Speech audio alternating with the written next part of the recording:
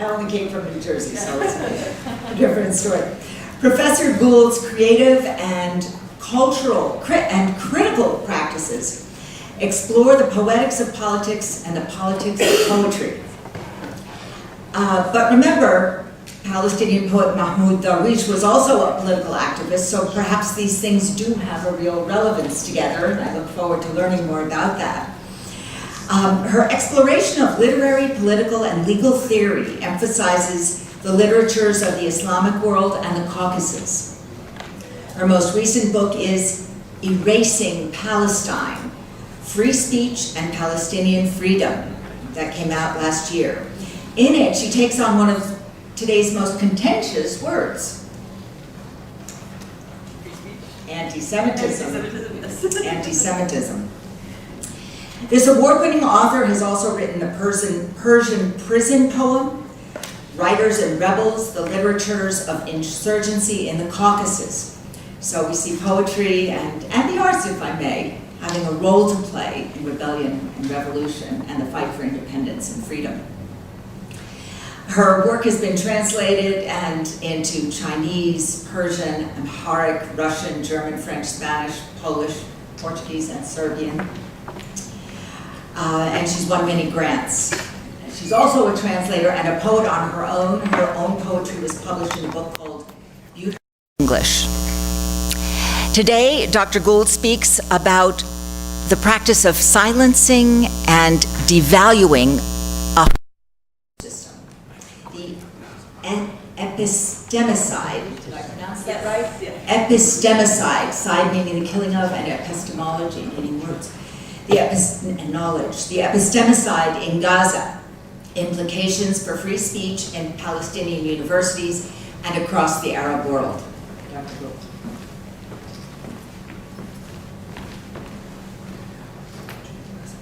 Yes, PowerPoint.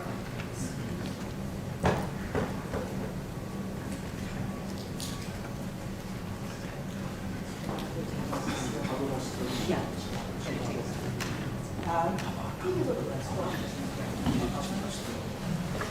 Yes, it's a race. Great. And it's can we close that part for the yeah. Oh my God.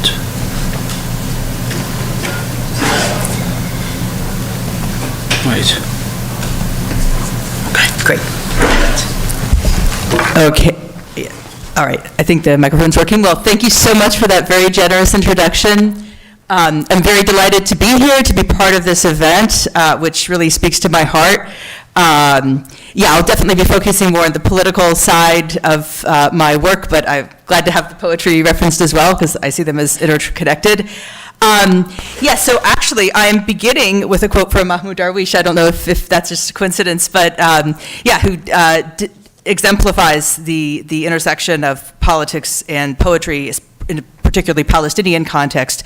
So I am talking about looking at the question of free speech from the perspective of university life, speaking to recent research that I've been doing that's kind of a continuation of this book that was referenced, Erasing Palestine. Erasing Palestine is more focused on free speech in the Palestinian question in the context of Western democracies like the US and the UK.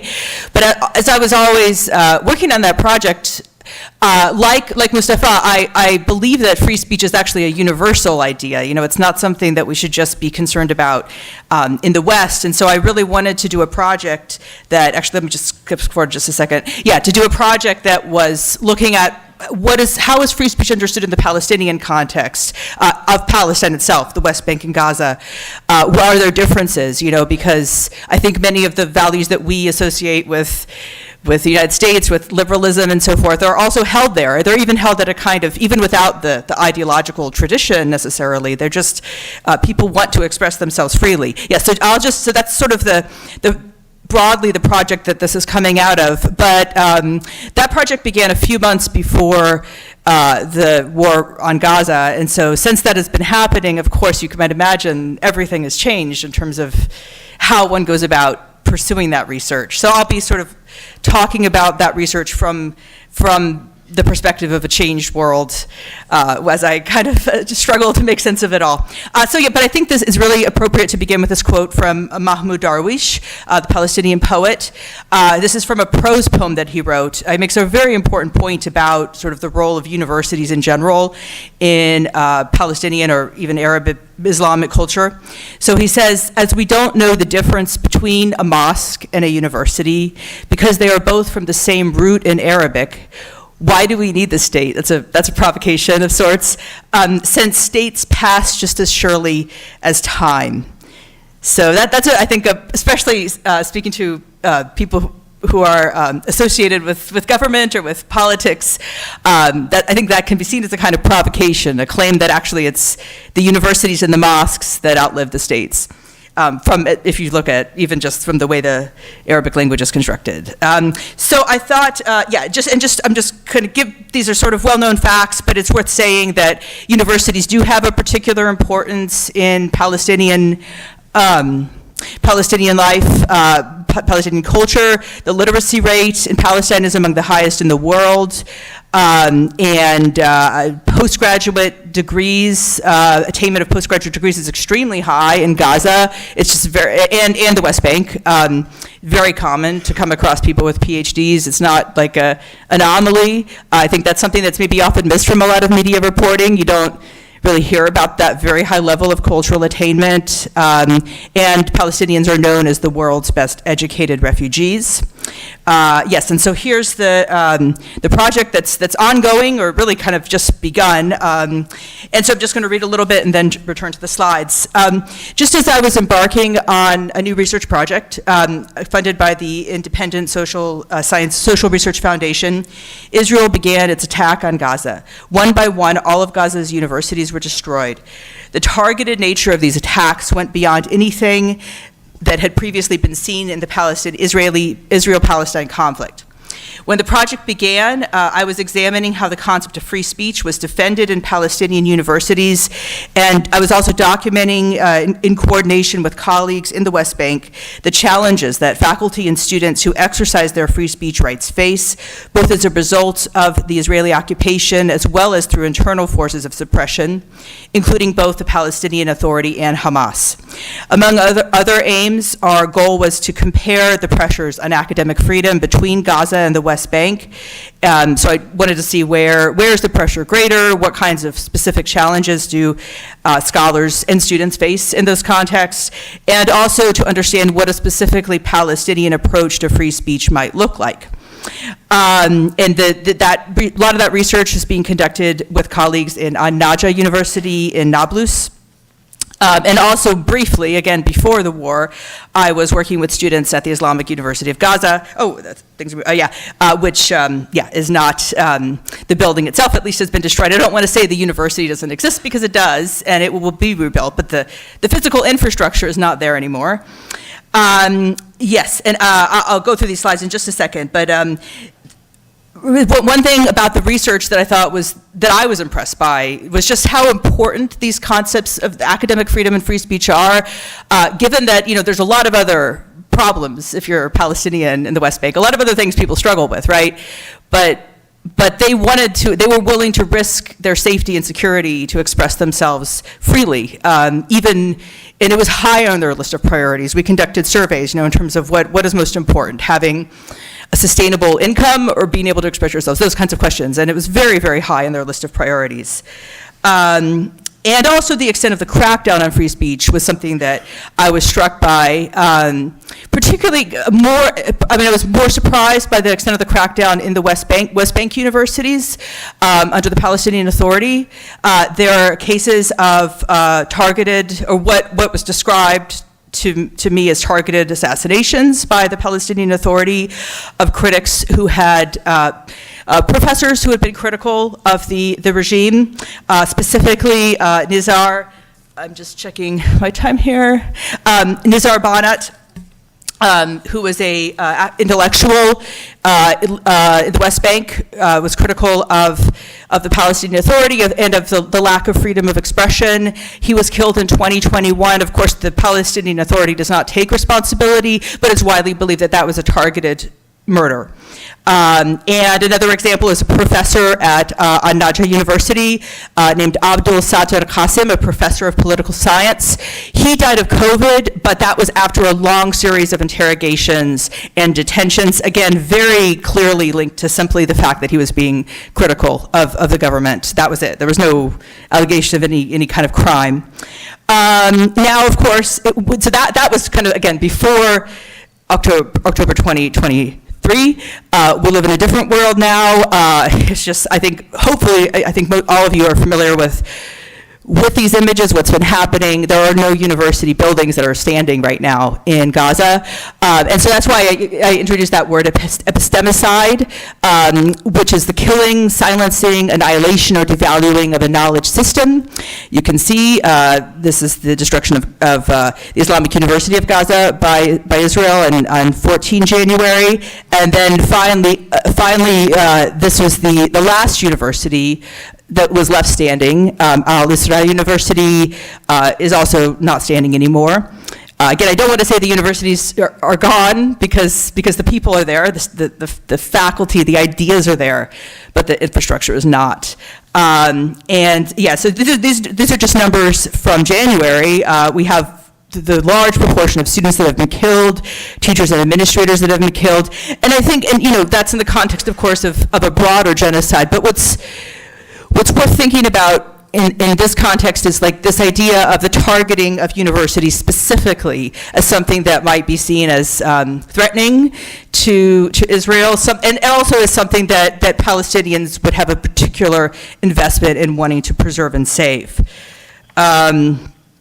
Right, so before October 1st, I was already inclined to juxtapose the ways in which basic freedoms, including the right to education and the right to free speech, are taken for granted in liberal democracies, while they have to be robustly fought for to be recognized and protected in societies under occupation, such as Palestine. The war in Gaza has brought this dynamic to a new level of intensity. What is the meaning of free speech and academic freedom when an entire university is being destroyed? Not just one or two, but the very possibility of education in Gaza. I want to argue that even amid a genocide, the destruction of knowledge and the cultures of knowledge and other institutions should not be forgotten. In this context, an exclusive focus on humanitarian rights alone, in the absence of human rights, including education, would be dehumanizing to Palestinian targets of the genocide. So that's kind of the one aspect of the argument I want to make, that as much as we need to be thinking about the fact that people are starving to death, we also need to be thinking about the destruction of their cultural knowledge, and that kind of destruction persists across generations. Sure. So, and then so again, back to my question: what is the point of free speech and academic freedom under conditions of genocide? Well, I would think we should kind of answer that question by considering what would the study of genocide look like apart from questions of free speech. As Palestinian scholar Esmaat al-Halabi has argued, genocide begins with the idea of genocide. He has a wonderful article that's I would recommend to everyone, published in the Baffler, about the history of Hebrew University, in particular in the long history of, so it's a nuanced article, but the long history in kind of serving as an incubator for some of the worst policies of the Israeli state, and also what the importance of universities are to Palestinians. This means that universities are not, so we need to look at it from multiple sides. Universities are not just spaces of intellectual inquiry, but they can also serve as incubators for ideologies that lead to genocide. And epistemicide matters to genocide as well as resistance to genocide because it is a constitutive part of it. It targets the conditions through which the cross-generational consequences of genocide can be overcome. So that, epistemicide seeks to make genocide into a permanent condition. And so now that I've sort of beginning to rethink my research project in light of October 2023, I want to focus also on the role that Palestinian institutions are playing in reviving the university sector in Gaza. So there's a very important initiative by Birzeit University in the West Bank. They already have 8,000 students enrolled in Gaza to enable their education to continue online, for example, and it's probably the most important initiative I'm aware of, at least, that's kind of directly responding to the targeting of universities by Israel. So it's definitely worth supporting. It's on their website. So Palestinian sources, in turn, also attest to the central roles of universities in the struggle for Palestinian liberation. One example of that is a novel by Yahya Sinwar, the leader of Hamas, that is really set at the sort of beginning of the creation of the Islamic University of Gaza. It's a site where these ideas of resistance are incubated. And in the novel, we witness the growth of the Islamic University of Gaza, the schools and networks of resistance between the West Bank and Gaza. And I would just sort of provocatively say, without really being able to have the time to flesh it out, that if without the siege on Gaza for 16 years, without this endless succession of wars waged by Israel against Gaza, perhaps these university spaces could have provided a really viable alternative to the turn to violence that eventually Hamas embraced. So in a broader sense, Palestinian anthropologist Khalil Nakhleh has argued in an important article in 1980 that the law in 1948 gave a special importance to education as a way of connecting Palestinians across diaspora and keeping alive a space for political transformation. So to conclude, for both the occupier and the occupied, universities matter.